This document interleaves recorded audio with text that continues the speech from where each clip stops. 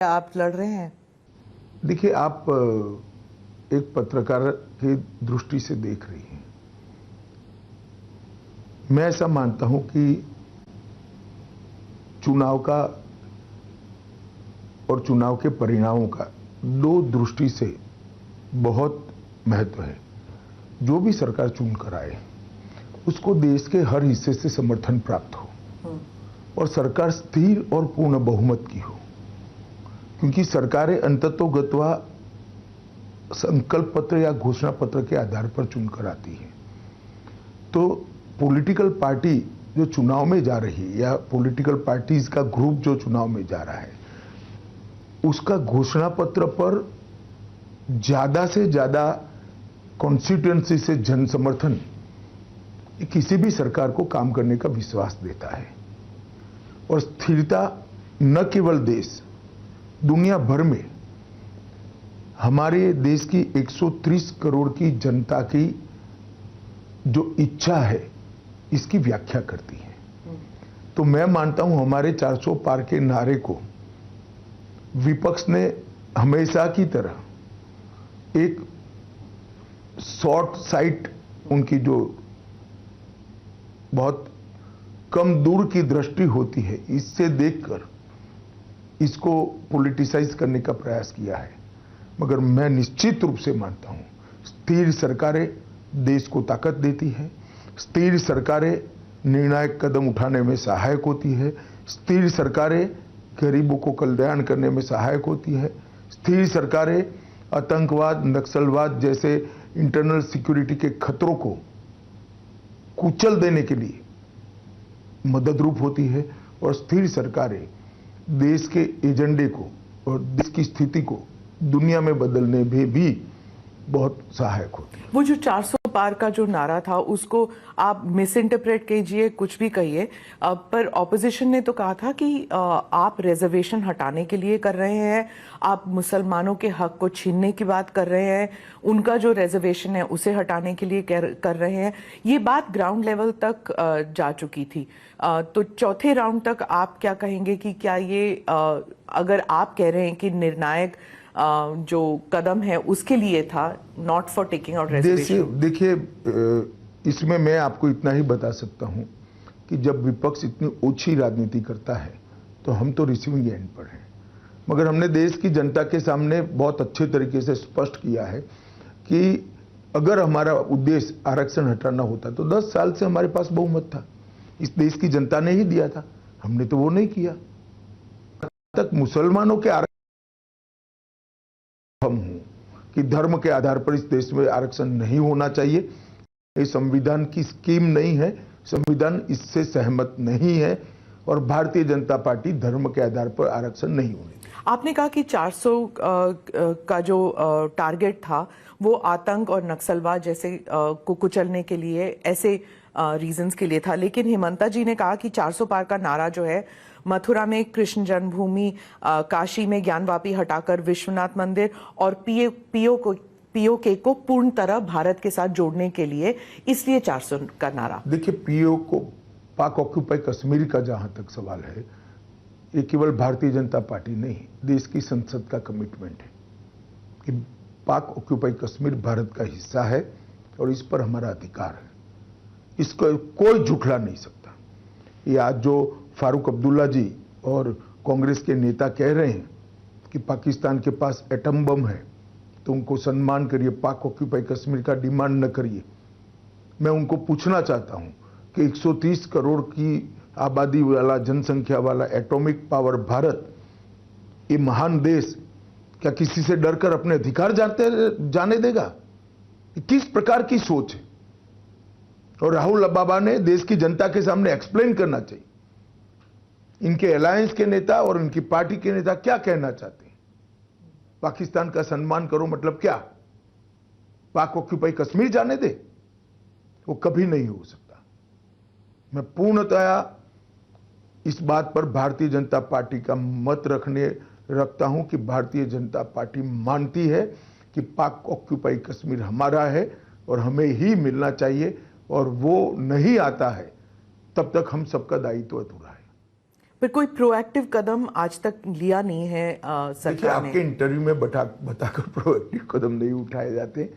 उचित समय पर देश की और दुनिया की स्थिति देखकर, मगर ये हमने हमारा एक लक्ष्य तय किया है। पर वहां पर पहली बार वहां पर आजादी के नारे लग रहे हैं, वहां पर भारी तादाद में पाकिस्तान फौज भेज रही है वहां पे जो अपराइजिंग है उसे कुचलने के लिए, और भारत की तरफ से कोई मतलब चाहे सरकार हो या फिर कश्मीरी लीडर्स हैं वो कुछ नहीं कहते। जब भारत में ऐसे पथराव होते थे, प्रोटेस्ट होते थे, वहां के राजनेता हमेशा कहते थे हम वी आर विद यू, हमारी नैतिक जिम्मेदारी है आपको सपोर्ट करना। देखिए, वहां के डिस्प्यूट्स के आधार पर पाक ऑक्यूपाई कश्मीर का हमारा अधिकार हम जताना नहीं चाहते। वहां मिसमैनेजमेंट है, बैड गवर्नेंस है, वो उनका विषय है। परंतु पाक ऑक्यूपाई कश्मीर हमारा है, क्योंकि पूरे कश्मीर का मर्जर भारतीय संघ के साथ हुआ है। वो अधिकार को कैसे लेना वो भारत का सवाल है, वहां के मिसमैनेजमेंट का सवाल नहीं। और हिमंता जी ने जो कहा था कि ज्ञानवापी की जगह विश्वनाथ मंदिर और कृष्ण जन्मभूमि, ये भी 400 का नंबर जो है टारगेट उसके लिए। देखिए, वो दोनों केस सुप्रीम कोर्ट के सामने है। सुप्रीम कोर्ट ने न्यायालय के सामने किसी न किसी स्तर पर पड़े हैं, लंबित है। न्यायालय ने इसका संज्ञान भी लिया है। इस पर मेरा कुछ भी कहना उचित नहीं होगा, क्योंकि जब न्यायालय एक डिस्प्यूट को सीज कर सुनवाई कर रहा है, मैं नहीं मानता किसी ने इसमें दखल करनी चाहिए। न्यायालय को अपना काम करने देना, जैसे राम मंदिर के लिए किया था जी। राम मंदिर में हमने न्यायालय के फैसला आने के बाद ही कंस्ट्रक्शन का फैसला किया। वो आपका पॉलिटिकल डिसीजन, उसमें आपको पॉलिटिकल फायदा मिला कि नहीं मिला अब तक? देखिए, राम मंदिर हमारे लिए पॉलिटिकल फायदे नुकसान का प्रश्न ही नहीं था। शुरुआत से देश के करोड़ों लोगों की विश्वास का सवाल था, आस्था का सवाल था, और करोड़ों लोगों की श्रद्धा का सवाल था। पर जब आपके सिर्फ आपके नहीं, जब भी बीजेपी के जो कैंडिडेट्स हैं उनके जो कैंपेन्स होते हैं तो नारे तो लगते हैं, जो राम मंदिर लेके आया हम उन्हें लेके आएंगे। देखिए, वो नारे जनता लगा रही है ज्यादातर। आप इन्हें देखा होगा, मंच पर से नहीं लगते, नहीं, जनता में से लगते हैं। तो जनता के नारे कोई पॉलिटिकल पार्टी लीडर या तो आप भी नहीं तय कर सकती, वो तो जनता ही लगाएगी। देश में डेमोक्रेसी है ना, इसलिए। परंतु मुद्दा तब बना इस इलेक्शन में राम मंदिर का कि जब प्राण प्रतिष्ठा हो रही थी, सभी राजनीतिक दलों को निमंत्रण भेजा गया। पूरे इंडिया अलायंस ने, एक घमंडिया गठबंधन ने प्राण प्रतिष्ठा का कार्यक्रम का बहिष्कार किया।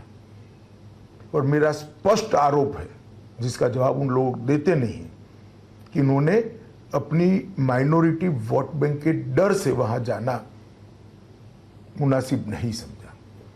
उनके पार्टी के कुछ लोग आपके पार्टी में आए थे क्योंकि वो मंदिर गए थे और उन्हें निकाल दिया गया, निष्कासित किया गया, या फिर उन पे डिसिप्लिनरी एक्शन की नोटिस दिए गए। वो हमारी पार्टी में आए हैं।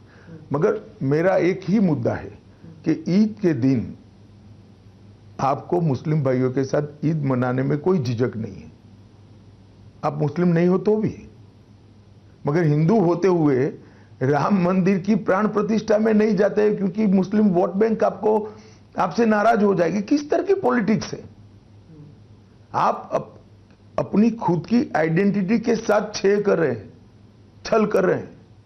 अमित शाह जी, कई एक्सपर्ट्स हैं वो कह रहे हैं कि जब पहले 2 राउंड या तीसरे राउंड तक नैरेटिव जो था वो मच्छी, मटन, मुस्लिम, मंगलसूत्र पे था, और अब जाके महिला पर है, कि 2024 की जो इलेक्शन की जो चाबी है वो महिला वोटर के पास है। देखिए, सारे नैरेटिव आप लोग बनाते हैं, आप लोग तोड़ते हैं, आप लोग गढ़ते हैं। भारतीय जनता पार्टी का और एनडीए का एजेंडा बहुत स्पष्ट है। 10 साल में मोदी जी ने गरीब कल्याण के लिए ढेर सारे काम किए हैं। 10 साल में देश के चहुमुखी विकास के लिए हमने बहुत काम किए हैं। 10 साल में देश सुरक्षित हुआ है, 10 साल में देश समृद्ध हुआ है, और 10 साल में ढेर सारी जिद्दी टाइप की समस्याओं से देश को निजात मिली है। और यही हमारे इलेक्शन का एजेंडा है कि भारत का गौरव पूरी दुनिया में बढ़ा है, और वो मोदी जी के एफर्ट्स के कारण, उनकी क्षमता के कारण, उनकी संवेदनशीलता के कारण, और एजेंडा को नीचे तक पहुंचाने के इनके स्वभाव के कारण हुआ है। पर ये सिर्फ नैरेटिव की बात नहीं है, जो फर्स्ट 3 राउंड्स की बात है, वहां पर महिला वोटर्स जो हैं, बहुत से लोग कह रहे हैं कि महिला वोटर्स जो हैं वो अपने पुरुष वोटर्स के संख्या में ज्यादा आए हैं, और फिर जो पहले जो करते थे, जो पुरुष फैमिली के किसी सदस्य ने कह दिया कि यहाँ वोट डालना है, उस हिसाब से नहीं कर रहे, उनका अपना मन है। नहीं तो अगर ऐसा है तो अच्छी ही बात है।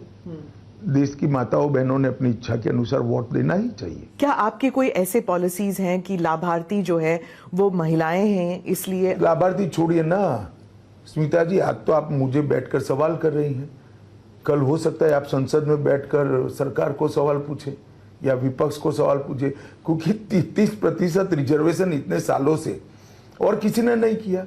नई पार्लियामेंट आई तो मोदी जी ने सबसे पहला बिल लाना कौन सा उचित समझा, तो 33% आरक्षण विधानसभाओं में और लोकसभा में लाना मोदी जी ने उचित। इतना बड़ा अधिकार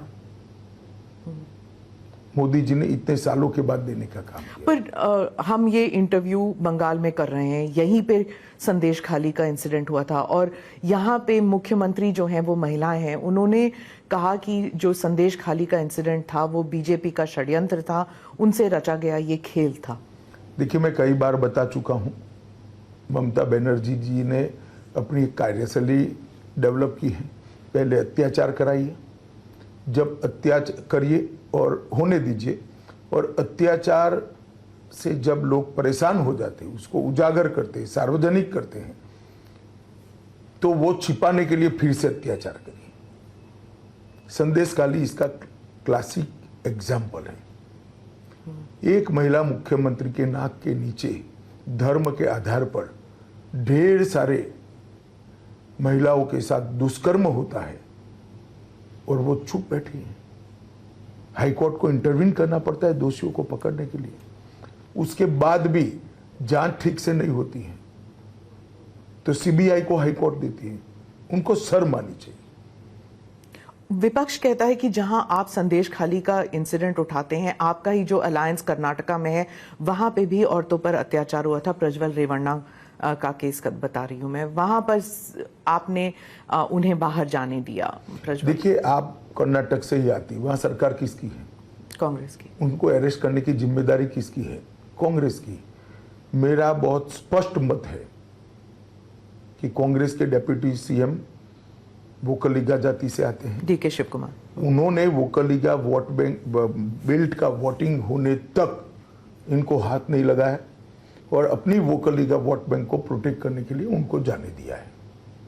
जिम्मेदारी अगर किसी की है तो उनकी है। जैसे ही घटना बाहर आई, मेरी पार्टी की ओर से मैंने ही स्पष्ट किया था, भले हमारे एलआई हो, कठोर से कठोर कदम उठाना चाहिए, या तो वो सीबीआई को दे दें। बंगाल में जो इलेक्शन रिलेटेड हिंसा होती है उसके बारे में आप कुछ बताएंगे हमें? देखिए, बड़ा दुर्भाग्यपूर्ण है। एक जमाने में यूपी बिहार में रैगिंग होती थी, चुनाव आयोग प्रिवेल कर गया, रैगिंग समाप्त हो गई। धीरे धीरे चुनावी कल्चर भी बदला। एक जमाने में आतंकवादी कश्मीर के अंदर वोटिंग ही नहीं होने देते थे। 2 दिन पहले वहां पर भी 35% वोटिंग हुई, एक रिकॉर्ड है। मतलब आतंकवाद जब से शुरू हुआ तब से अब तक का रिकॉर्ड है। परंतु बंगाल एक देश का एक हिस्सा ऐसा रह गया है और इसके लिए जिम्मेदार टीएमसी सरकार है, जहां चुनाव के बाद भी हिंसा थमने का नाम नहीं लेती है। गत विधानसभा चुनाव के बाद 10 दिन में 53 लोग मरे।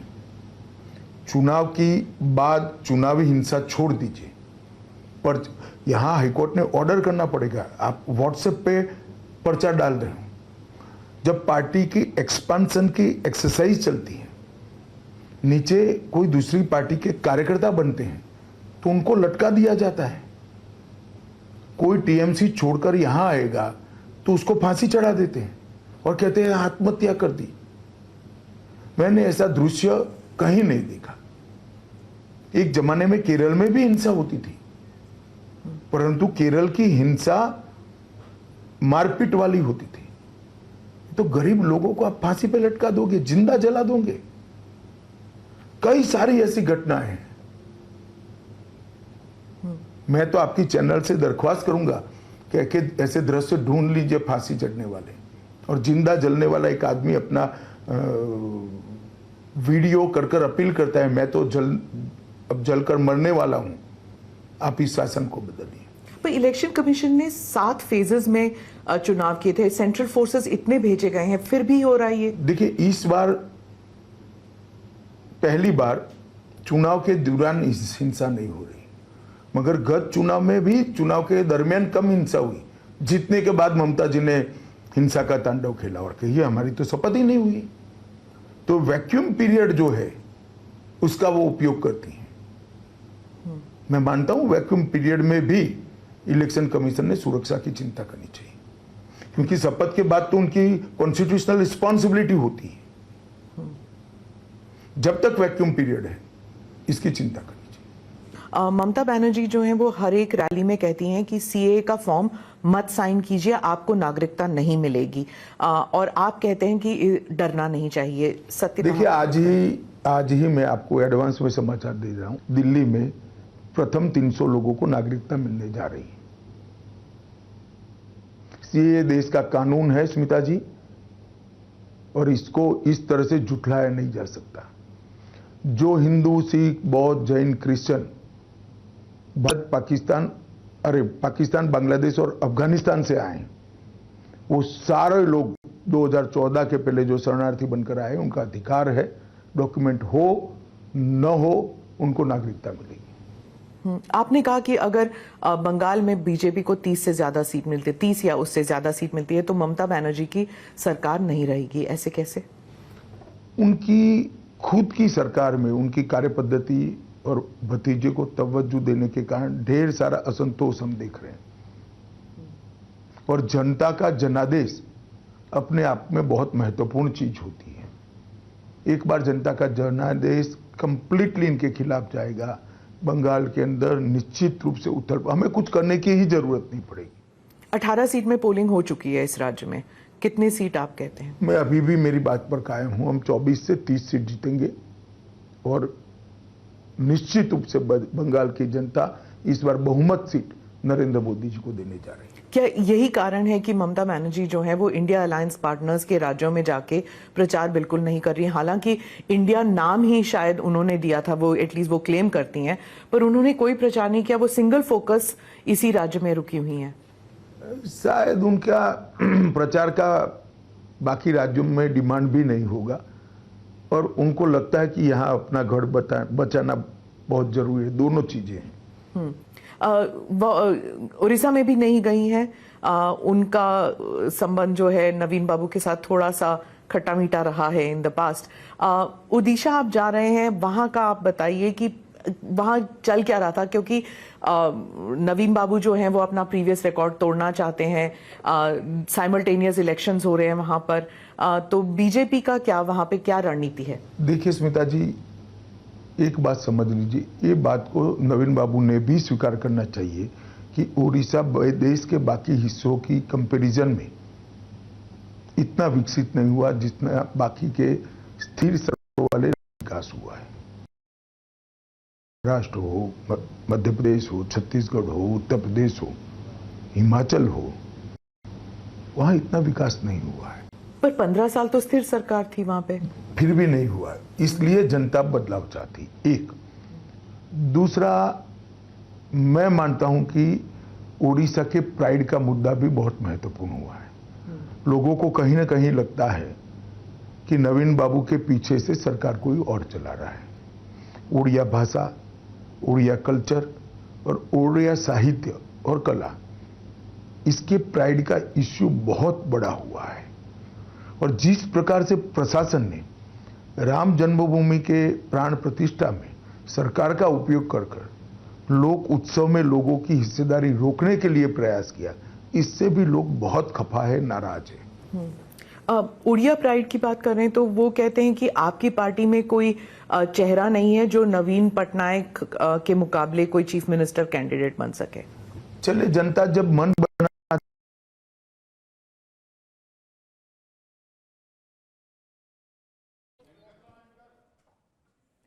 गृह मंत्री अमित शाह का इंटरव्यू आप देख रहे थे, जिन्होंने कई बड़ी बातें इस इंटरव्यू के दरमियान कही है। राम मंदिर प्राण प्रतिष्ठा राजनीतिक मुद्दा नहीं है। उन्होंने कहा कि पश्चिम बंगाल में हम 24 से 30 सीटें जीत रहे हैं। साथ ही अमित शाह ने कहा कि बंगाल में जीत के बाद ममता ने हिंसा का तांडव खेला है। संदेश खाली में ममता सरकार का अत्याचार, जिसका जिक्र उन्होंने अपने इस इंटरव्यू में किया है।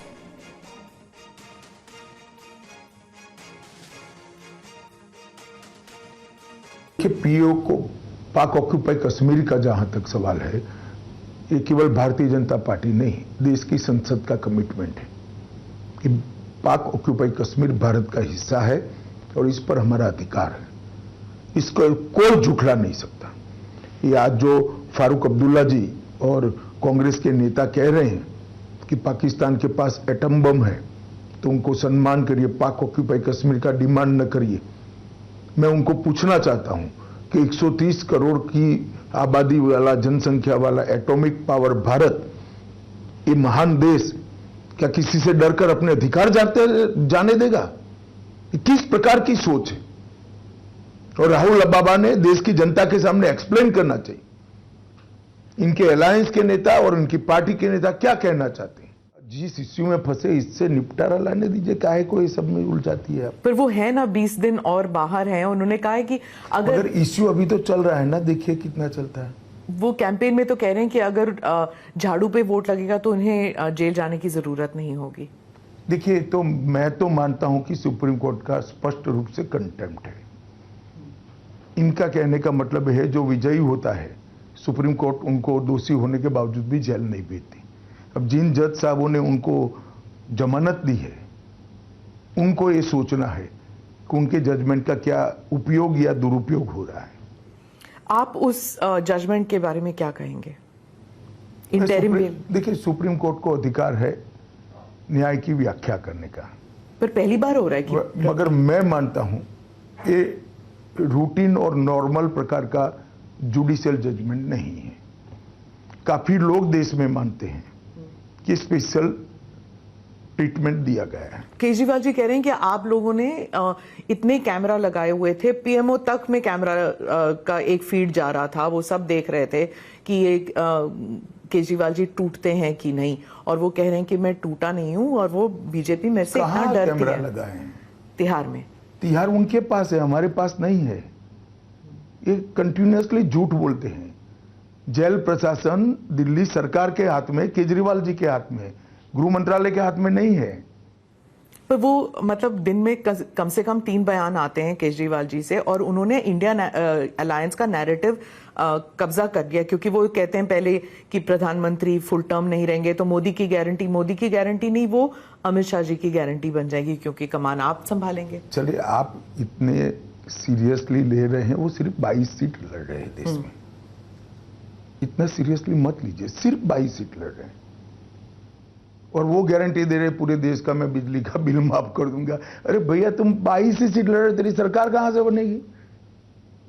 हम मोहल्ला क्लिनिक बना देंगे। और मैं कई बार स्पष्ट कर चुका हूं, फिर से स्पष्ट करना चाहता हूं, 29 तक मोदी जी ही रहेंगे। और केजरीवाल, आपके लिए कोई अच्छा समाचार नहीं है, 29 के बाद भी मोदी जी ही हमारे चुनाव अभियानों का नेता है, उनके नेतृत्व में ही हम चुनाव लड़ेंगे। महाराष्ट्र पे पूछती हूँ, महाराष्ट्र में आपकी पार्टी पर इल्जाम है कि आपने रीजनल पार्टीज को तोड़ा है, चाहे एनसीपी और शिवसेना। हमने नहीं तोड़ा है। मुझे 2 बात का जवाब दीजिए। अगर शरद पवार जी अजीत पवार को अपना वारिस बनाते तो पार्टी टूटती क्या? और उद्धव जी अपने बेटे की जगह एकनाथ शिंदे को महत्व देते तो पार्टी टूटती क्या? ये उद्धव जी के बेटे प्रेम के कारण और शरद पवार जी के बेटी प्रेम के कारण उनकी खुद की पार्टियां टूटी है। खाम पर इल्जाम लगा रहे हैं। वो ऐसी व्यवस्था चाहते हैं, राजाशाही जैसी, कि बाप के बाद बेटा या बेटी ही उत्तराधिकारी बने। अब है तो लोकतंत्र इस देश में, तो काफी लोग इसको स्वीकार नहीं करते हैं, वो अलग हो रहे हैं। ये रीजनल पार्टीज के साथ होता है ना, सभी रीजनल पार्टीज में परिवारवाद तो सभी जगह से अलग खेमे बनते हैं, इसमें असामाजिक क्या है? क्योंकि शरद पवार जी कहते हैं कि अब वक्त आ गया है महाराष्ट्र में और बाकी राज्यों में भी जो रीजनल पार्टीज हैं वो कांग्रेस में they should merge with the Congress. तो इसका मतलब शरद पवार जी स्वीकार कर चुके हैं कि सुप्रिया जी पार्टी नहीं चला सकती। पार्टी चलाने के लिए नहीं कहा, उन्होंने कहा कि कांग्रेस अब उनको कांग्रेस पार्टी को स्ट्रेंथन करने का वक्त आ गया है। भाई कोई अपनी पार्टी को आप मृत्यु कर कांग्रेस पार्टी को कब स्ट्रेंथ दी करेगा जब अपनी पार्टी चलने की स्थिति में नहीं होती है। तो इतने सालों से क्यों नहीं किया शरद पवार जी ने, बताइए मुझे। आप गारंटीज की बात कर रहे थे, आपने कांग्रेस की गारंटीज को चाइनीज गारंटीज कहा। पीओके की तो बात चल ही रही थी, आप चाइना को भी लेके आ गए कॉन्वर्सेशन में। नहीं, चाइनीज गारंटी मैंने टिकाऊपना के आधार पर कहा है, ये सच नहीं होता है।